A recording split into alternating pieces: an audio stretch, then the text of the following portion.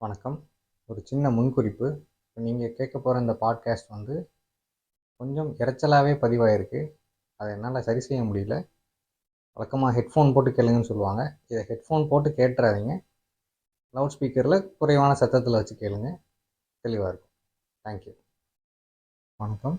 இந்த பாட்காஸ்ட்ல லப்பர் பந்து மற்றும் குடும்பஸ்தன் இந்த 2 படங்களோட அப்ரிசியேஷன், அந்த படங்களோட நல்ல விஷயங்கள் என்ன அப்படின்னு சொல்லி பேசலாம். முக்கியமாக முதல்ல இந்த 2 படங்களும் திரு பா. ரஞ்சித் மற்றும் மாரி செல்வராஜ் அவங்க எடுக்க தவறிய படங்கள் அப்படின்னு சொல்லலாம். இவங்க 2 பேரும் தொடர்ந்து சீரியஸான படங்கள் எடுக்கிறோம், பொலிட்டிக்கல் படங்கள் எடுக்கிறோம், தீவிரமான படங்கள் எடுக்கிறோம் அப்படின்னு சொல்லிட்டு முக்கியமான விஷயத்த பேச தவறிட்டாங்க, பேச மறந்துட்டாங்க, இல்லை பேச அவாய்ட் பண்ணிட்டாங்க அப்படின்னே சொல்லலாம். பா. ரஞ்சித் தன்னோட முதல் 2 படங்கள் தவிர்த்து அடுத்து வர வர அவர் மிகப்பெரிய நடிகர்கள் கூட ஒர்க் பண்ணுறாரு. அவருக்குன்னு ஒரு அஜெண்டா உருவாயிருச்சு. அந்த அஜெண்டாவை தான் முன்வைக்கிறார். கதை, திரைக்கதை, வெளிப்பாடு இதெல்லாம் தாண்டி அவரோட அரசியல் அவருக்கு பிரதானமாயிருச்சு. எங்கனுக்குள்ள என்ன நடந்தாலும் அதில் ஒரு அவரோட அவரோட ஃபிலாசபி, இல்லை அவரோட வாழ்க்கை பார்வை, இல்லை அவர் வரலாறுன்னு சொல்லி புரிஞ்சு வச்சுக்கிற ஒன்றையே முன்வைக்கிற மாதிரி அவர் தொடர்ந்து படங்கள் எடுக்கிறாரு. ரீரைட்டிங் அப்படின்னு சொல்லுவாங்க, இல்லை ரைட்டிங் பேக்னு சொல்லுவாங்க.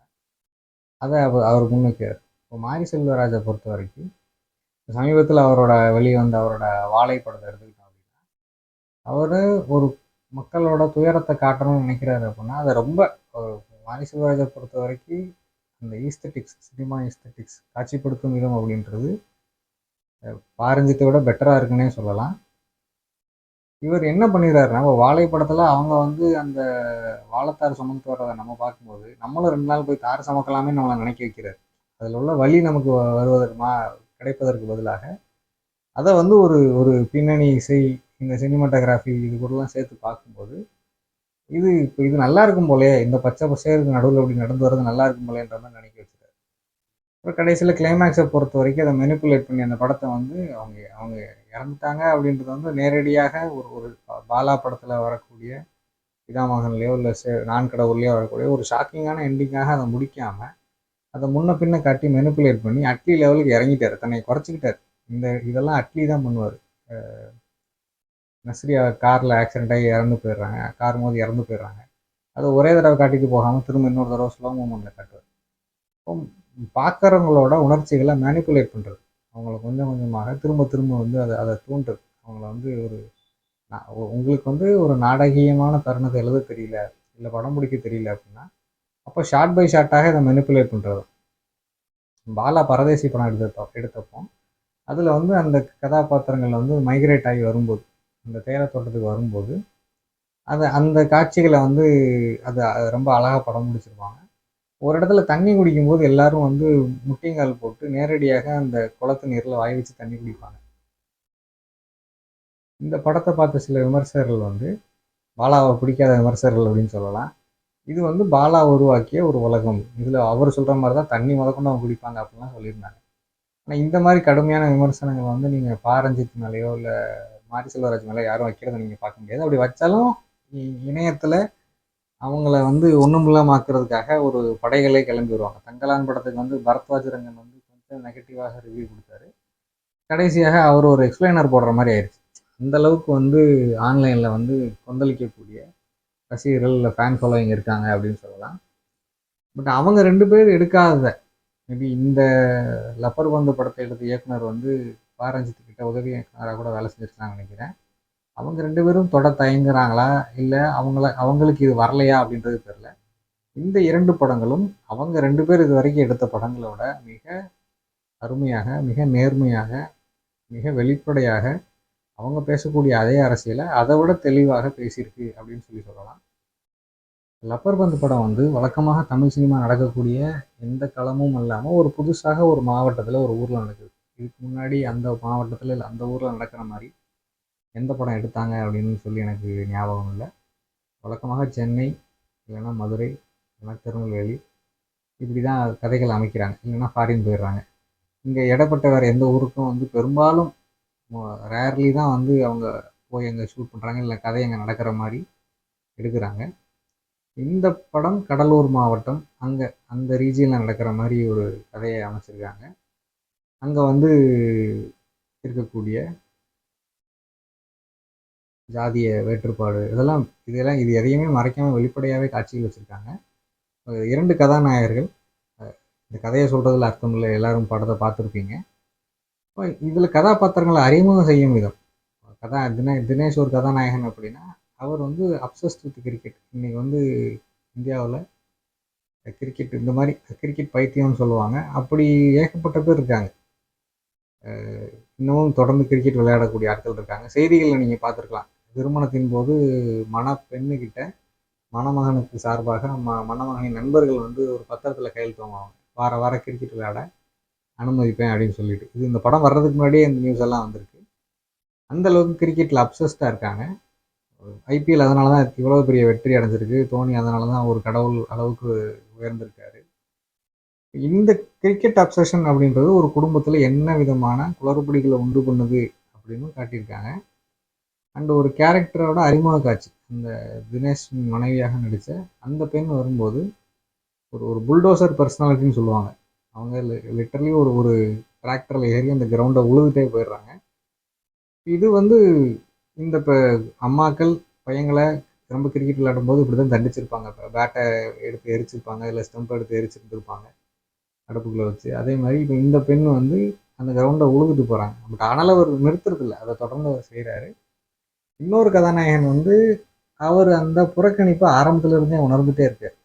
அவர் வந்து தாழ்த்தப்பட்ட வகுப்பை சேர்ந்தவர் அப்படின்றதுனால அவர் இருக்கக்கூடிய ஊரில் உள்ள கிரிக்கெட் அணின்றது அங்கே உள்ள மெஜாரிட்டி மக்கள் யாரோ இல்லை இடைநிலை சாதி யாரோ அதை சேர்ந்தவங்க தான் இருக்காங்க. இதில் பாருங்கள், இதில் வந்து மேல்நிலை சாதிக்காரங்க யாருமே இந்த கிரிக்கெட்டில் கிடையவே கிடையாது.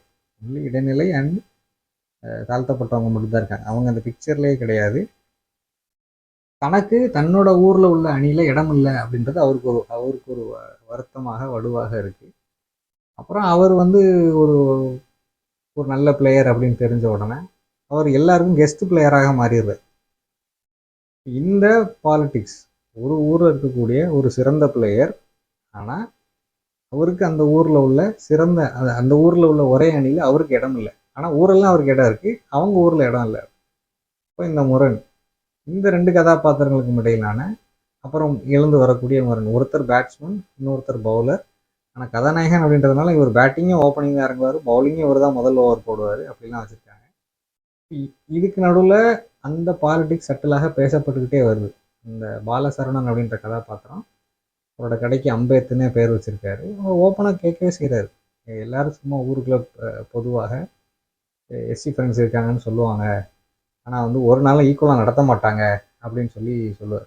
இந்த மாதிரி வசனங்கள், இந்த படத்தில் உள்ள காட்சி அமைப்புகள், மாட்டுக்கறி வெட்டுறவங்க, அவங்க ஃபேமிலி, அவங்க எப்படி இருக்காங்க, இது எல்லாத்தையுமே இப்படி கோர்வையாக, இது ஒரு நல்ல கதையாக, என்டர்டெய்னிங்காகவும், இது வந்து எந்த வகையிலையும் குறைப்பட்ட என்டர்டெயின்மெண்ட்னு சொல்ல முடியாது. பாடல்கள், நகைச்சுவை காட்சிகள், காட்சிப்படுத்த நடிப்பு எல்லாமே வந்து மிக சிறந்த ஒரு கேளிக்கை படமாகவும் இருந்துச்சு.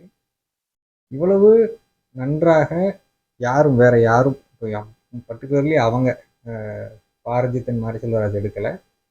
அவங்க தொடர்ந்து நிறைய படத்தை ப்ரொடியூஸ் பண்ணவும் செய்கிறாரு. பாரஞ்சித் வந்து ப்ளூ ஸ்டார்னு ஒரு படம் எடுத்தார் கிரிக்கெட் பற்றி. அந்த படம் எதை பற்றினு எனக்கு தெரியல, நான் பார்க்கல. பட் அது இந்த அளவுக்கு பேசப்படவும் இல்லை.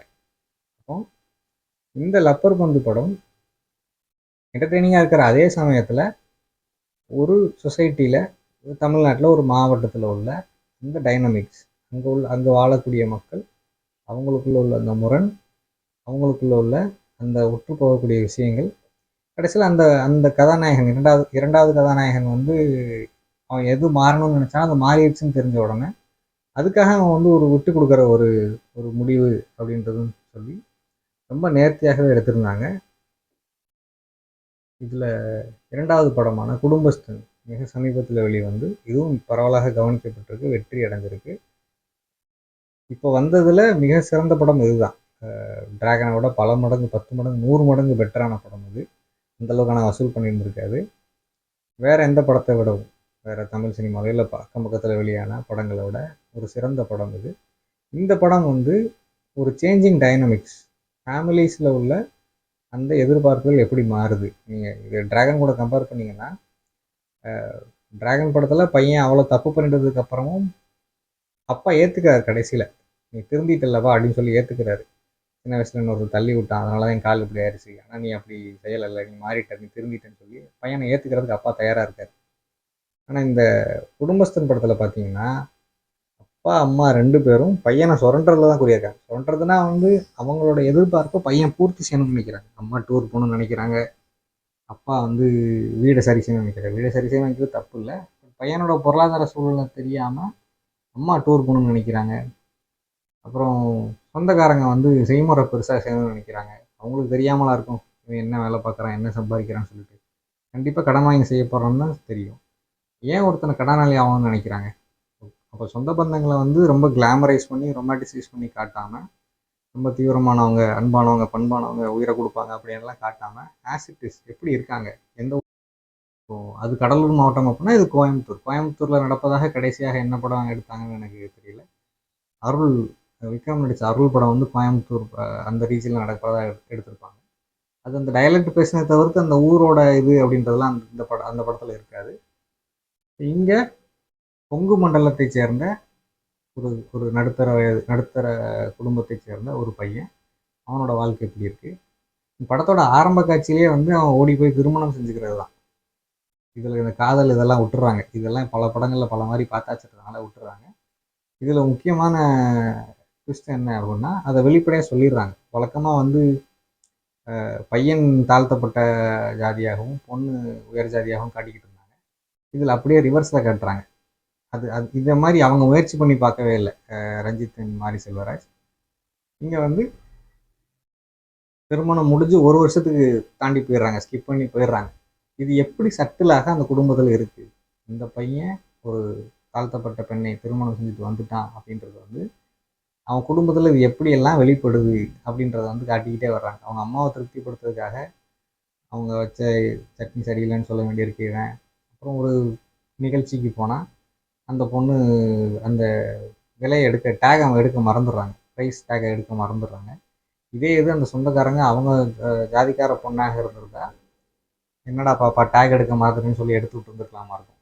ஆனால் இந்த பொண்ணு அவங்கள விட வகுப்பில் இதில் குறைஞ்சவங்கன்றதுனால அதை ஒரு ஜோக்காக ஆக்கிறாங்க. இந்த பொண்ணை அவமானப்படுத்துறதுக்கான வாய்ப்பாக அதை பயன்படுத்திக்கிறாங்க. குடும்பஸ்தன் படத்தில் இன்னும் ரொம்ப சட்டிலாக சொல்லப்பட்ட விஷயம் என்ன, இது யாரும் எந்த விமர்சகரும் பாயிண்ட் அவுட் பண்ணாங்களான்னு எனக்கு தெரியல. நார்த் இந்தியன்ஸ் எப்படி இங்கே உள்ள பிஸ்னஸை ஆக்கிரமிச்சிடுறாங்க, இல்லை இங்கே உள்ள பிஸ்னஸுக்கு எப்படி டேர்ம்ஸ் டிக்டேட் பண்ணுறாங்க, அவங்க சொல்கிறபடி நடக்க வேண்டிய நிலைமைக்கு இங்கே உள்ள தொழில் பண்ணுறவங்க எப்படி ஆளாகிட்டாங்க அப்படின்ற சீன்ஸ் எல்லாம் வச்சுருக்காங்க. ஒரு நகைக்கடை ஓனர் வர்றாரு, அவர் கேட்குற மாதிரி தான் அவங்க பண்ண வேண்டியிருக்கு. அவர் அதிகாரம் செய்கிறார், அவர் அடிக்கிற அளவுக்கு அதிகாரம் செய்கிறாரு. ஒரு கதாநாயகன் பின்னாடி ஒரு கடை போட்டால் அதுக்கு எதிர்த்தாப்புல கடை போடுறவர் கண்டிப்பாக ஒரு வட இந்தியர் தான். அதை கொஞ்சம் கொஞ்சமாக இந்த தமிழ்நாடு, இந்த தமிழ் பரப்பு, தமிழ் வாழ்க்கையில் தமிழ்நாட்டை சேர்ந்த தொழில் பண்ணுறவங்க எப்படி சைட்லைன் செய்யப்படுறாங்க அப்படின்றது ரொம்ப சட்டிலாக காட்டியிருக்காங்க. இன்னொரு பக்கம் கதாநாயகனோட மச்சானான குரு சோமசுந்தரம், அவர் ரொம்ப அருமையாக நடிச்சிருந்தார் இந்த படத்தில். அவர் இருக்கக்கூடிய கார்ப்பரேட் செட்டப் எப்படி ஒரு மனிதருக்கு அதை இதையும் போட்டு அவரை வாய்ப்புகள் வருதுன்னு அவரை சொல்லி அவரை ஒரு கோமாளியாக்கி கடைசியில் அவரை கைகள் விடுறாங்க அப்படின்றதும் இருக்குது. நெப்போட்டிசம்னு சொல்லுவாங்க. நெப்போட்டிசம் அப்படின்னா, இப்போ உதாரணத்துக்கு ஒரு கட்சியில் சேர்ந்த ஒரு பெரிய தலைவர் இருக்காருன்னா, அவரோட மகனுக்கு தான் அடுத்த வாய்ப்பு மிக எளிமையாக கிடைக்கும். ஒரு தொகுதியில் ஒருத்தர் எம்எல்ஏ இருக்கார், இல்லை எம்பியாக இருக்காருன்னா, அந்த தொகுதியில் திரும்ப எம்எல்ஏவாக இருப்பதற்கு, இல்லை எம்பியாக நிற்பதற்கு அவரோட பையனுக்கே தான் வாய்ப்பு வழங்கப்படும். நெப்போட்டிசம் அப்படின்றது யார் அதிகாரத்தில் இருக்காங்களோ அவங்களுக்கு வேண்டியவங்களுக்கு அதிகாரத்தை கொடுக்கறது, இல்லை அதிகாரத்துக்கு வர வைக்கிறது. இது கார்ப்பரேட் கல்ச்சரில் எப்படி இருக்குது அப்படின்றது இந்த படத்தில் இப்போ காமிச்சிருக்காங்க. முதல்ல இவரை சைனாக்கு அனுப்புறதா சொல்கிறாங்க, அப்புறம் இல்லை வேற அவரோட ரிலேட்டிவை தான் அனுப்ப போகிறோம் அப்படின்னு சொல்லி மாற்றிருக்காங்க. இதுக்கு நடுவில் அவர் ஆட்டமாக ஆடிடுறாரு. குரு சோமசுந்தரம் தன்னை ரொம்ப பெர்ஃபெக்ட் நினைக்கிறாரு. அது இந்த வெற்றி, ஒரு கார்ப்பரேட்டில் இருந்துட்டு பணம் ரீதியாக தன்னிறைவு வந்த உடனே மனிதர்களுக்கு வரக்கூடிய அந்த கர்வம், வீடு கட்டிட்டோம், கார் வாங்கிட்டோம், இனி எதுக்கும் எல்லாருக்கும் அட்வைஸ் பண்ணக்கூடிய இடத்துக்கு வந்துட்டோம். அண்ட் வந்து அவங்க வச்சிருக்கிற ஸ்கேல் படி இன்னார் தோத்துட்டாங்க அப்படின்றத வந்து அவங்க ரீஎம்பசைஸ் பண்ணிட்டே இருக்காங்க. கதாநாயகன் வந்து சொல்லிட்டே இருக்காரு, நீ தோத்துட்டேன்னு ஒத்துக்கோ, தோத்துட்டேன்னு ஒத்துக்கோன்னு சொல்லிட்டே இருக்காரு. பின்ன கதாநாயகன் கடன் வாங்கி கஷ்டப்படுறது, ஊரெல்லாம் நீ வந்து எப்படி வந்து கடன், ஆன்லைன் கடன், இது எதையுமே வந்து எந்த சென்சார்ஷிப்பும் இல்லை. இதெல்லாம் சென்சார்ஷிப்னு நான் சொல்கிறது வந்து என்ன விதமான சட்டத்திட்டங்கள் வழியாக இதை வந்து சரி செய்யணும், இல்லை வந்து இந்த மாதிரி மனிதர்களை வந்து கடன் கொடுத்து சுரண்டதை வந்து தடுத்து நிறுத்தணும் அப்படின்றதுக்கான என்ன ஃப்ரேம் ஒர்க் இருக்குது, என்ன சட்டத்திட்டங்கள் இருக்குது அப்படின்றதே தெரியல. தொடர்ந்து இந்த மாதிரி லோன் ஷார்க்குகள் கிட்ட, பண முதலைகள்கிட்ட, இல்லை இந்த கடன் வட்டி கடன் கொடுக்குறவங்க கிட்ட மாட்டிக்கிறாங்க. அதில் கடன் கொடுக்குறவங்க வந்து தமிழ்நாட்டை பொறுத்த வரைக்கும் மாவட்டம் வாரியாக எந்த வித்தியாசமும் இல்லை. எல்லா மாவட்டத்துக்காரங்ககிட்டையும் கதாநாயகன் கடன் வாங்குறாரு. எல்லாரும் ஒரே டேர்ம்ஸ் தான் வச்சுருக்காங்க. இதில் வந்து இவனுக்கும் அவனுக்கு வித்தியாசம் இல்லை, இந்த ஜாதிக்காரனுக்கு அந்த ஜாதிக்காரனுக்கு வித்தியாசம் இல்லை. எல்லாரும் ஒரே போல் தொழில் செய்யக்கூடியவங்க தான் அப்படின்றதும் காட்சிப்படுத்தியிருக்காங்க. கடைசியாக கதாநாயகி வந்து அதை போட்டு உடச்சிட்றாங்க. அந்த காரில் எல்லாரும் போகிற சீனில் வந்து இந்த மாதிரி வந்து என்னை வந்து திரும்ப திரும்ப சொல்லிகிட்டே தானே இருப்பீங்க அப்படின்னு சொல்லிட்டு, அந்த ஜாதி பேரை சொல்லி என்னை திட்டிகிட்டே தானே இருப்பீங்க, எல்லாம் வந்து என்னை வந்து ஈக்குவலாக நடத்தலை அப்படின்றதெல்லாம் அவங்க சொல்லிடுறாங்க. இந்த 2 படங்கள்லையும் ஒவ்வாமை ஏற்படுத்திய ஒரு விஷயம், சகிச்சிக்க முடியாத ஒரு விஷயம் அப்படின்றது என்ன ஆகும்னா, அது கிட்டத்தட்ட ஒரே ஆள் தான் அந்த 2 படத்தையும் நடிச்சிருக்காருன்னு நினைக்கிறேன். அந்த குடிகாரனாக லப்பர் பந்து படத்தில் ஆரம்பத்துலேருந்து கடைசி வரைக்கும் வந்த இந்த படத்துலையும் அவர் வர்றாரு. கூட டீம் ஆஃப் குடிக்கிறதுக்குன்னே ஒரு டீம் இருக்காங்க. இந்த படங்களில் இந்த காட்சிகளுக்கு தேவை என்ன அப்படின்ற ஒரு கேள்வி இருந்துச்சு. அதை ரொம்ப நார்மலைஸ் பண்ணுற மாதிரி, ரொம்ப சாதாரணம் அப்படின்ற மாதிரி, இதை இந்த மாதிரி இருக்கக்கூடிய ஒருத்தர், இந்த மாதிரி தொடர்ந்து குடிக்கக்கூடிய ஒருத்தர் இதை பார்க்கும்போது நம்ம தனியாக சைலண்டாக நினைப்புக்கு வரலாம். ஊருக்குள்ள இப்படி தான் இருக்கு போல இருக்கு, இருக்கிறதானே அவங்க காட்டுறாங்க. சினிமாவில் சொல்லக்கூடியது எப்பயுமே அதான். இங்கே கிம் கி டுக்னு சொல்லி ஒரு சவுத் கொரியன் இயக்குனர் இருந்தார். அவர் படங்களில் வன்முறை வந்து ரொம்ப, அதாவது டேரண்டினோ காட்டுற மாதிரி ஃப்ளாஷியான வன்முறை இல்லை, நேரடி வன்முறையே தான் அவர் காட்சிப்படுத்துவார். அதை பற்றி கேட்டப்போ ஒரு உலகத்தில் இல்லாத வன்முறையை நான் எடுக்கிறேன் அப்படின்ற மாதிரி சொல்லிட்டாரு. எப்பயுமே கலையில் இருக்கிறவங்க, பர்டிகுலர்லி சினிமா எடுக்கிறவங்க, சொசைட்டியை தான் நாங்கள் ரிஃப்ளெக்ட் பண்ணுவோம்னு சொல்லிடுவாங்க. இவங்க இதை காட்டும்போது, சினிமாவில் காட்டும்போது அது நார்மலைஸ் ஆயிடுது. தொடர்ந்து குடிக்கிறது,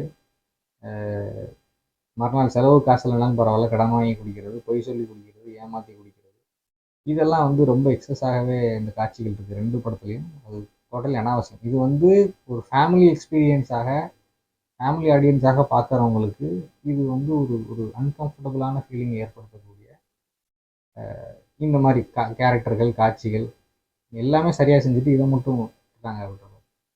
அப்புறம் கிரிக்கெட்டின் மீது எந்த விமர்சனத்தையும் லப்பர் பந்து படம் முன்வைக்கலை. ஜீவா மாதிரி படத்தில் வந்து எப்படி வந்து cricket is always a rich mens game. இந்தியாவை பொறுத்த வரைக்கும் it is going to be a rich mens game. நீங்கள் வந்து நேஷ்னல் லெவலில் விளையாடணும், இல்லை அட்லீஸ்ட் ரஞ்சி ஐபிஎல் லெவலில் விளையாடணும்னா கூட உங்களுக்கு நீங்கள் அந்த குறிப்பிட்ட வகுப்பை சேர்ந்தவராக இருக்கணும், உங்களுக்கு ஒரு லீனியேஜ் இருக்கணும், உங்களுக்கு ரெஃபரன்ஸுக்கு ஆட்கள் இருக்கணும். இதெல்லாம் இருந்தால் தான் நீங்கள் அங்கே வரைக்கும் போக முடியும். அப்படி ஒரு விளையாட்டு. அதை இவங்க டச் பண்ணவே இல்லை. ஒருவேளை கிரிக்கெட்டுக்கு பதிலாக கபடியோ ஹாக்கியோ வச்சுருந்தா இந்த படம் இவ்வளவு எஃபெக்டிவாக இருந்திருக்குமா அப்படின்ற கேள்வி இருக்குது. நீலா கபடி குழு மாதிரி காட்டியிருக்க முடியுமா அப்படின்றது தெரியல. இப்போ இந்த கிரிக்கெட்டின் மீது எந்த விமர்சனமும் இல்லாத ஆட்களாக இருக்காங்க. மனைவிக்கு இருக்கிறது கணவர் வந்து கடமையிலிருந்து தவறான்ற வெறுப்பு தானே தவிர்த்து, கிரிக்கெட்டின் மீது அவங்களுக்கு என்ன விமர்சனம் அப்படின்றது வந்து அது பதிவாகலை. இப்போ இந்த விளையாட்டை பற்றின விமர்சனங்களும் இருந்துட்டு தான் நல்லா இருந்திருக்கும் அப்படின்னு சொல்லி சொல்லலாம் நான் நினைக்கிறேன். ஏன்னா வந்து 15 வருடங்களாக ஐபிஎல் நடக்குதுன்னு நினைக்கிறேன். அது ஆரம்பித்தப்போ இருந்ததை விட இன்றைக்கி பல்லாயிரம் கோடி மதிப்பு வந்து அதை விளையாண்டவங்க சொத்து மதிப்பாக வச்சுருக்காங்க. தோனி மாதிரி ஒருத்தர் வந்து இந்தியாவில் கடவுளுக்கு நிகராக ஆகிட்டார். அவரை பற்றி நீங்கள் இணையத்திலையோ எங்கேயுமோ நெகட்டிவான ஒரு வார்த்தை சொல்ல முடியாது. அவர் வந்து வெற்றியின் மறு உருவம் தோனி அப்படின்ற மாதிரி ஆக்கிட்டாங்க அவரை. இந்த மாதிரி ஒரு காட்லைக் ஸ்டேச்சர் வந்து இன்னைக்கு கிரிக்கெட் விளையாடக்கூடியவங்க அடைஞ்சிருக்காங்க. இந்த விளையாட்டை வந்து இவங்க விளையாடுறாங்க அப்படின்னா இந்த கதாபாத்திரங்கள் எய்ம் பண்ணுறது என்ன, அஸ்பயர் பண்ணுறது என்ன, அவங்களுக்குள்ள உள்ள முரண்பாடு தவிர்த்து அந்த அந்த கதைக்குள்ளே உள்ள அந்த முரண் தவிர்த்து இந்த இந்த விளையாட்டின் மீது அந்த கேரக்டர்களுக்கு ஏதாவது விமர்சனம் இருக்கா அப்படின்றதெல்லாம் அந்த அந்த படத்தில் இல்லை. அப்புறம் இந்த முதல் கதாநாயகனுக்கு தினேஷுக்கு வந்து விஜயகாந்த் பாட்டு போட்டால் இந்த கதாநாயகனுக்கு விஜயோட பாட்டு போடுறாங்க. விஜயகாந்த் பாட்டு போட்டது வந்து இன்னைக்கு அவர் இல்லை, காலம் தவறிட்டார். அது ஒரு இனிய ட்ரிபியூட்டாக ஒரு ஒரு ஒரு கௌரவமான ஒரு இதாகத்தான் இருந்தது. ஆனால் விஜயோட பாட்டுக்கு வந்து இந்த இன்னொரு கதாநாயகனுக்கு போடும்போது அப்போ இந்த இன்ஃப்ளூயன்ஸ் வந்து அவங்க வாழ்க்கையை எந்த வகையிலையும் பெட்டர் ஆக்கலை.